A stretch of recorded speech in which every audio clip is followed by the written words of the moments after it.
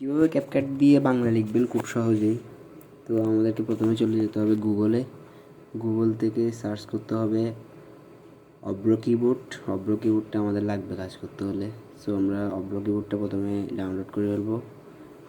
এই ওয়েবসাইটে ক্লিক করলেই অব্র কিবোর্ডটা ডাউনলোড হয়ে যাবে তারপর এখান থেকে ডাউনলোড অব্র কিবোর্ডে দিলে ডাউনলোড হবে।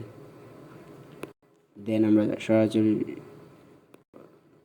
সরাসরি চলে যাব ক্যাপকাট অ্যাপ্লিকেশনে গিয়ে যে কোনো একটা কিছু ইনপুট করব, কারণ আমাদের কিছু একটা লিখতে হবে। সো আমরা একটা ছবি বা কিছু ইনপুট করব। দেন আমি একটা ছবি ইনপুট করছি। তারপর টেক্সটে চলে যাব। টেক্সটে গিয়ে যে কোনো একটা কিছু লেখার চেষ্টা করি, দেখি হয়। তো আমি এখানে একটা লিখছি, আমার সোনার বাংলা, দেখি হয় নাকি। দেখেন, আমি যদি এখানে এখন ফন্ট দিয়ে দেখি তাহলে অক্ষরগুলা এলোমেলো দেখাচ্ছে।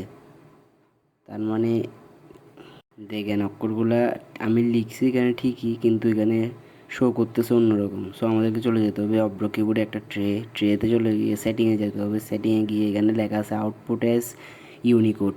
তো এখান থেকে আমাদেরকে এটার নিচে আউটপুট অ্যাজ আনসিতে ক্লিক করতে হবে। ক্লিক করার পর একটা ট্যাব আসবে। ট্যাব থেকে এখানে ইউজ আনসি এনিওয়েতে দিতে হবে।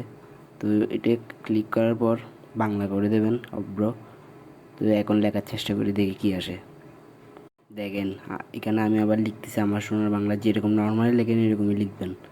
দেখি লেখার পর কী হয়। লেখার পর বাংলা ফন্ট দিয়ে দেখবো, দেখি কী হয়। সো দেখেন, আমি লিখছি, লেখার পর বাংলা যে কোনো একটা ফন্ট দেবেন আপনারা।